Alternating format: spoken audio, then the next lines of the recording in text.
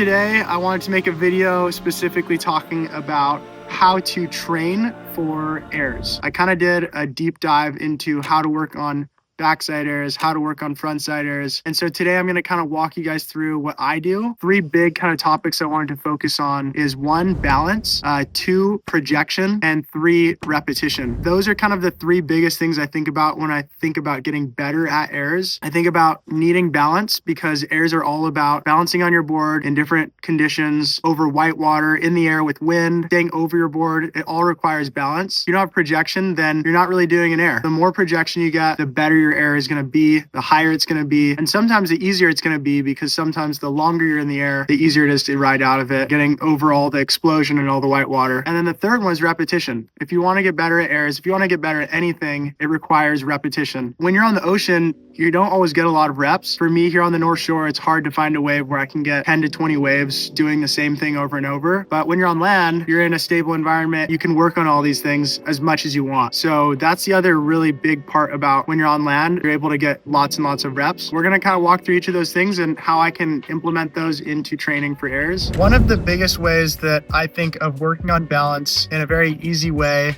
on land is simply with this right here, skateboard. I would recommend, if you want to improve your surfing and specifically your air surfing, a skateboard is such a great place to start. So many of the fundamentals are the same that it really makes sense to just, even if you don't know how to, just to learn. And one of the biggest ways that you can get better at surfing through skateboarding is through your balance, just by standing on the board. I grew up learning how to skate basically before I knew how to surf, and I would credit a lot of my ability to do airs in surfing with that foundation of skating. And so for me to maintain my kind of ability and my performance as an aerial surfer, I try to come back to skating a lot because that's kind of where I learned how. And so if you haven't learned how to skate yet, I highly recommend it.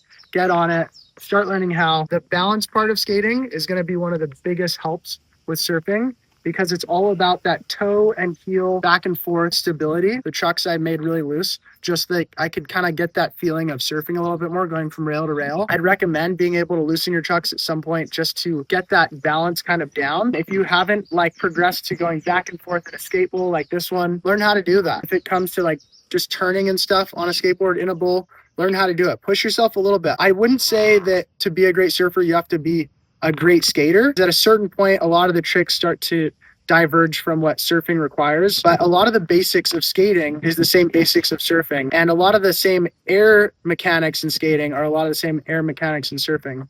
And so I would really highly recommend getting a skateboard, finding a skate park, and just cruising around, just getting that balance, getting that feel. Surfing, you get to stand up for maybe 3 minutes throughout the entire session if you combine all your waves together. Skating, you can just stand on a board for 3 minutes and you're getting that same feeling kind of down, that same balance. So it's a great way to get a lot of time working on your balance, working on your heel to toes, going forward with speed, going through transitions. The other thing I would say for balance in terms of strength and conditioning, try to do as much one-legged exercises as you can. One that I like to focus on is strengthening that single leg movement. So for me, something that I've been working on a lot lately is just picking up dumbbells and doing any sort of movement that relies on one leg. So for me, a lot lately, that's been working on just single leg lunges and using the leg that you're not lifting with to kind of throw you off balance a little bit. So maybe that's crossing over behind, and immediately that's going to cause you to almost feel a little bit off balance. Obviously, the way is going to help you to pull down, but doing any sort of workout where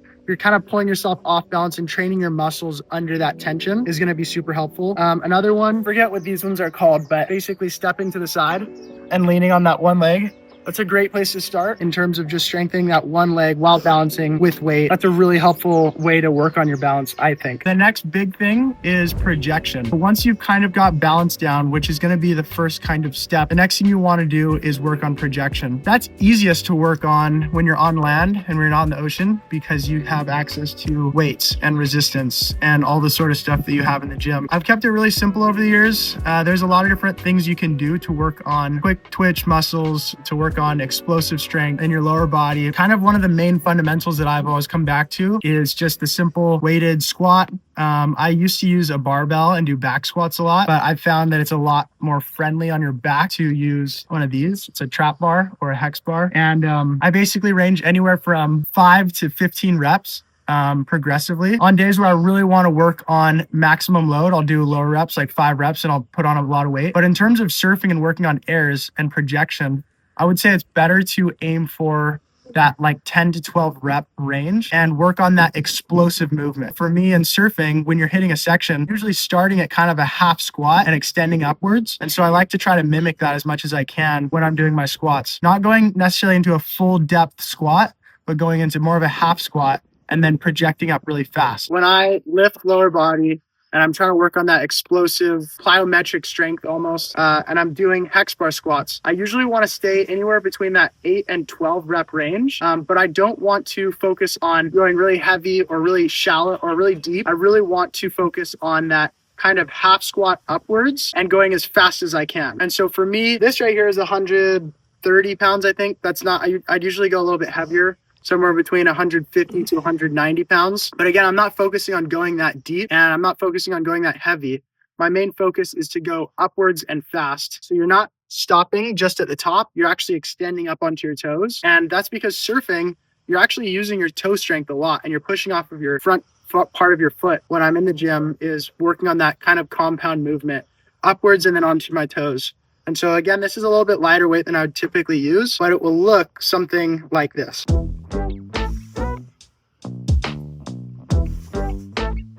I have to be careful because I'm like airing off the ground with this weight. Typically a little bit lighter weight, keep it lower beneath you, and then push really hard upwards. The other really big helpful tool that I use in the gym for working on that ballistic kind of upwards plyometric strength is the box jump. It's super simple. It's really easy. One like this is nice because you can kind of adjust it. You can flip it on its side and make it a little bit shorter, or you can flip it on the other side and make it a little bit shorter, or you can use the tall side like this. And then the goal is just to do exactly that. Jump on the box, use that strength, get upwards. I've found for myself, if it becomes too easy to do, like if you're doing like 15 reps or 20 reps, maybe try and make it a little bit harder for yourself, make it a little bit taller, or go to a single leg. Single leg strength is really important in surfing too, because typically in surfing, when you're pushing with one foot, you're not pushing with the other. Airs, if you're pushing off the lip, typically you're pushing with your back foot and then you're leaning into your front foot on the landing. So it's important to work on using different legs for strength throughout your workout and not just staying on both feet. That's pretty straight up. It's just single leg box jumps. And I just go like this, just like that. And I'll do anywhere between like 5 and 10 reps of that. As I've grown up, as I've gotten bigger and I've worked out in the gym more and I've done more of this lower body stuff, I've totally noticed higher, bigger airs being more doable, more possible for myself. And so I highly encourage you to work on that if you can when you're out of the water. That'll really, really help your projection. So the third and maybe the most helpful, but also the most advanced part of this that I wanted to talk about is the repetition side of things. There's kind of 2 ways you can do it. One would be with a skateboard and one would be without. I'm lucky enough to have a skateboard in my front yard and I can just have constant access to this. And it helps me so much with my surfing to work on all the different movements, especially airs when I'm not in the water. Skateboards are super helpful for that. It's just a constant tool you can always use to get more reps. It's not an environment where you're waiting. You can just keep going as much as you want. You guys might be wondering, it's kind of an interesting setup. This is something I learned about when I was like 13 years old, and it's super, super fun. This is basically a bike inner tube that I have wrapped around the board. So you basically wrap it around the front, you twist it, you pull it through the trucks, keep twisting it, go around the other side of the trucks, and then back around. And what it turns into is a kind of set of bindings, if you will, where you can kind of lock your feet in just like that.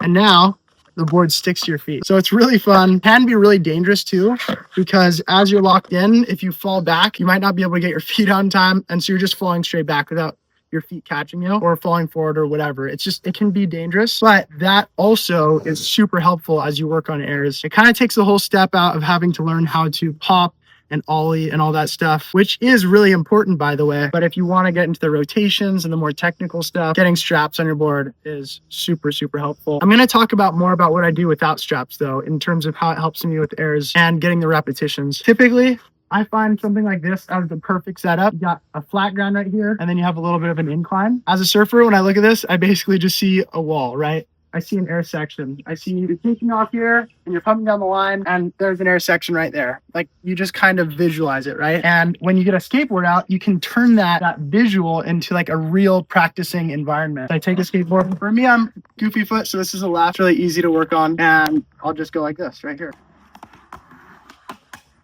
That was a really sloppy, loose air, but that's basically what it comes down to. Is you're seeing the section, you can even chalk it or scrape it with a rock, pretend that you see it. You're taking off, and then you're practicing bottom turning and coming up and doing the fundamentals of an air. I would recommend, you don't need a wall. You don't need that much speed.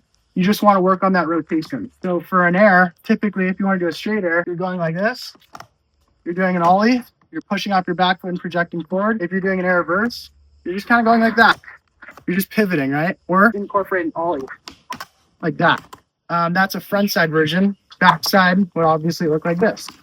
Obviously, this is kind of intimidating, learning a whole new set of skills, skateboarding, just so you can take it into your surfing. But in terms of how long it takes to progress your airs in surfing, we're talking about like reducing it by like 20, 30, 40, 50% of the amount of time, because you're practicing something that's fundamentally the same. In terms of working on front side, back side airs, all the different types of airs on a skateboard, you could reference my old videos that I've talked about on how to do front side airs and back side airs and take it to the skateboard. I could also make additional videos in the future if you guys want, talking about what I kind of do on a skateboard to mimic those types of airs. Using a skateboard is going to be so helpful just for the repetition side of things. And you don't have to be skilled. Like I said, you don't have to learn how to go way above the coping or anything. It's just learning that balance and then learning that rotation, right? Whether it's backside or front side, or just straight up in the air doing an ollie. Just getting that familiarity on a skateboard is going to be super, super helpful. I've found that there's a certain point where I feel like I'm getting risky and I don't want to get hurt skating.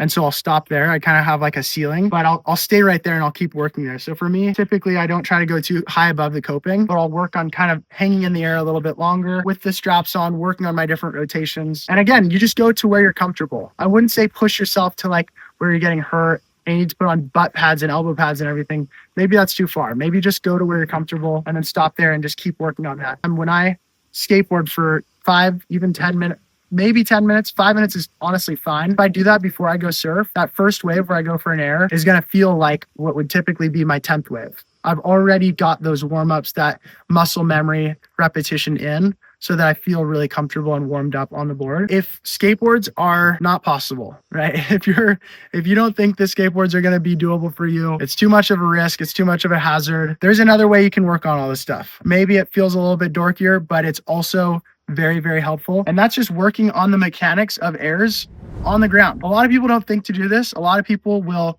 talk about surfing, watch videos about surfing, and then just go in the ocean and try it. But if you just spend a couple minutes working at home or at the beach before you paddle out, doing the motions, doing the rotations that you want to work on, it's going to help your body get into that mind-muscle connection where you're rotating or twisting the same way you would on a board. One of the big ways I do that is with backside airs.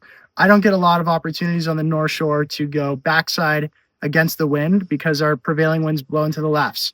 And so I don't get a lot of tries going right. And so when I go somewhere on a surf trip or it's in a competition and all of a sudden there's air sections on rights, you'll actually find me kind of awkwardly on the beach in my own world, sitting there twisting like that. And it's so, so helpful. I talk about that in my video about backside airs, but that is one of the biggest helps you can do for yourself in getting comfortable so that once you're on the water, you're that much closer to landing it. Just practicing it on land. If you're going backside and working on a backside air, you stand like you're on a surfboard, you visualize that section coming, you open up your arms, you twist, right? Or if it's front side, you see the section coming and you twist. Or if it's a straight air, you're pumping down the line and you just jump, right? You just pretend that you're doing an air. It sounds really dumb. It sounds really basic, but I promise you guys, I've had so many sessions where I don't do this and it doesn't pay off. And there's other sessions where I do it and it pays off. Sometimes even on the first wave. Backflips are a little bit tricky because not everyone can do a backflip on the ground. And I don't typically think about doing a backflip, but I will, if I want to, just visualize on the beach. I'll just roll on the ground. I'll do something that looks silly, but I'm putting myself into that position where I will be on the water. It's really, really hard to get the reps on the ocean that allow you to progress fast. So use your abilities on the land. Use a skateboard, use weights, roll on the ground, do twists, do the thing that makes the most sense to visualize the situations you'll be in. Hopefully that helps you guys get better at airs. That's what I do. I incorporate everything I just talked about on almost a daily basis, and I think it's helped me a lot. So hopefully it'll help you guys too.